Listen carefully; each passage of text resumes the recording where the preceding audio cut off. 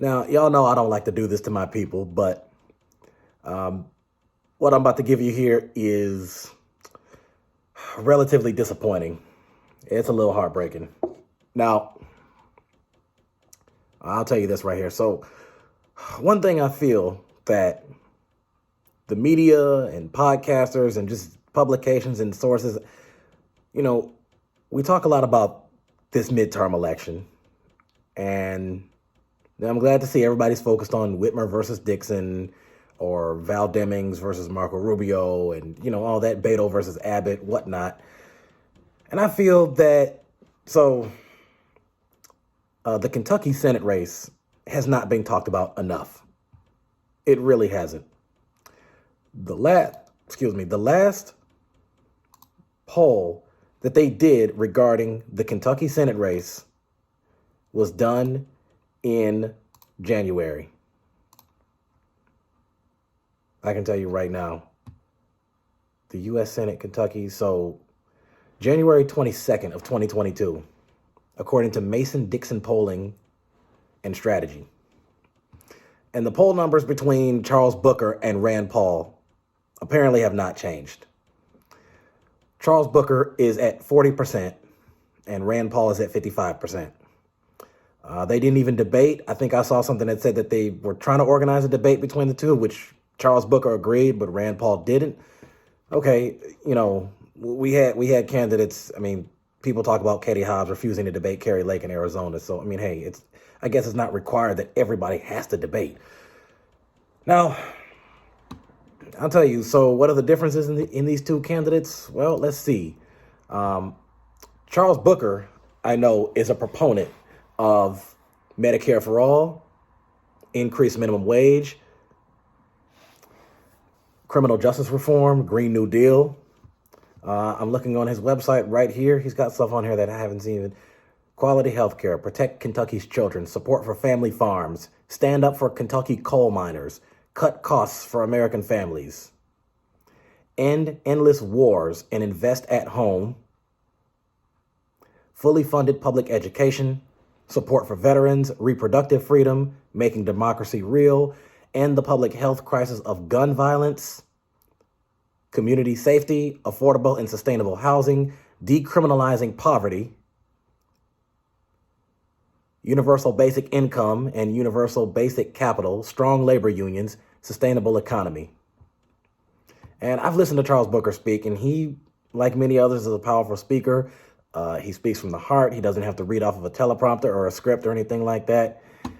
And I believe he got an endorsement from Bernie Sanders. Now, again, a number of top Democratic leaders didn't put enough energy and money into his campaign. So that was an error on their behalf. Now, I sent messages to his campaign and trying to get him on the show. I haven't gotten anything from them. Now, Rand Paul, who is the incumbent Republican senator, let's see what he's about. Let's go here. So Rand Paul, who's been a senator since 2010, he was reelected in 2016 and he's running for reelection now.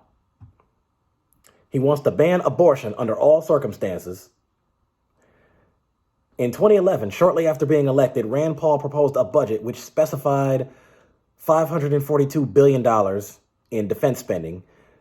In 2015, he called for a defense budget of $697 billion.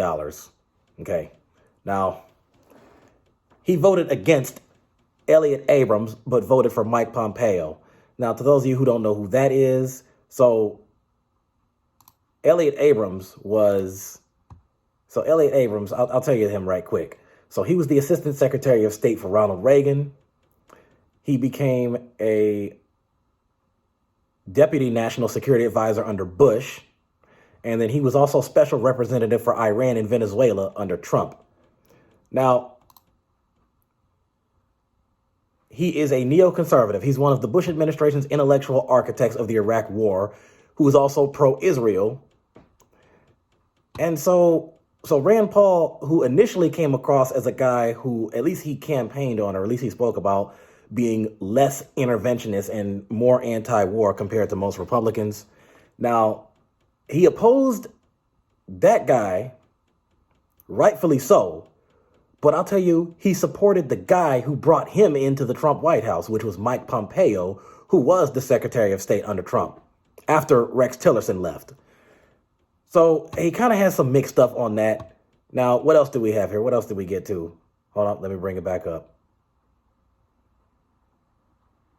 Come on now.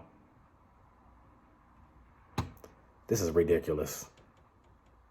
Here we go. Thing took forever. He initially supported the withdrawal of troops from Afghanistan, but then after Joe Biden had withdrew from Afghanistan, he said, oh, we should have stayed there. In May of 2020, during the COVID pandemic, he said that stay-at-home orders amounted to dictatorship by Kentucky's Democratic governor, Andy Beshear. Can anybody make sense out of that?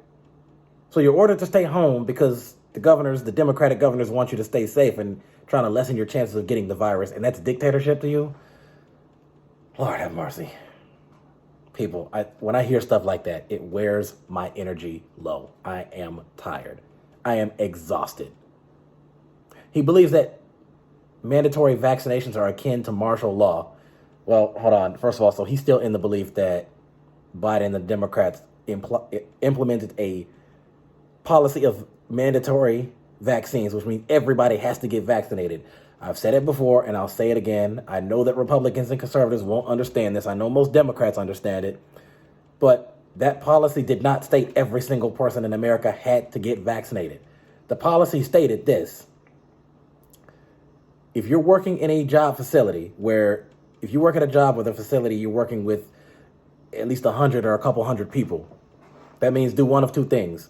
Either A, get the vaccine, or B, every 2 or 3 weeks, I think he said every 3 weeks. So every 3 weeks, go get tested to make sure that you test negative. That's not the same as mandatory vaccines. Some would argue it's a split of a hair, but that's what that meant. Of course, Rand Paul didn't understand that, or maybe he did understand it and just chose to ignore it. He supported repealing the Affordable Care Act. He opposes universal health care. He rejected the John Lewis Voting Rights Act. And he said he would have opposed the Civil Rights Act. He voted against the Inflation Reduction Act. And here's one that's a little bit more kind of surprising. He voted against the PACT Act. As I stated in another video, the PACT Act was essentially a thing that Joe Biden signed that allowed more and more veterans to get access to health care. I thought Republicans claimed to be more pro-veteran and they're patriotic and support our troops. And I'm like, support the troops? Well, so wait, when they go overseas to go fight in a war, whether that war be legal or illegal, and whether that war be defensive or offensive, you'll support that. But when it comes to the President of the United States and a Congress that's giving him access to health care, help them afford it, you're against that. Rand Paul, along with the other 10 Republicans who voted against it, and yes, there were Republicans that voted for it, and I was shocked to learn that. But he was one of them. He was one out of the 11 who voted against it. So, now I think there was something that said that he was initially against the Iraq war, so I guess he's right to have that position, assuming that that's what he actually believes, and not just saying that just to appeal to anybody who's not a conservative. So I just want to let the people know that this is what we're dealing with in Kentucky right here, and it's disappointing that the media didn't cover this enough, and nobody really helped Charles Booker. The guy had a great message. He's got energy, he's got charisma. I mean, he's still relatively young compared to a lot of our people in government. I think he's late 30s, early 40s. So I sense that he's not done after this. He's not done. He'll probably run for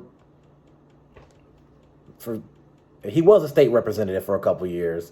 So he might either go for state senate, he might go for Congress, because I think a voice like his is just what we need in this government. So people, that's what's going on here. And unfortunately, I think Rand Paul has this election. There's nothing we can do at this point. But, you know, I want to say to Charles Booker and his team and anybody that supported him and who went out and voted for him, listen, thank you for trying. And thank you, Charles Booker, for your message. And thank you for the fight. You know, thank you for the energy and all that. Thank you for putting the word out there and telling the truth. So that's pretty much what we have here. That's the Kentucky Senate race right there, folks.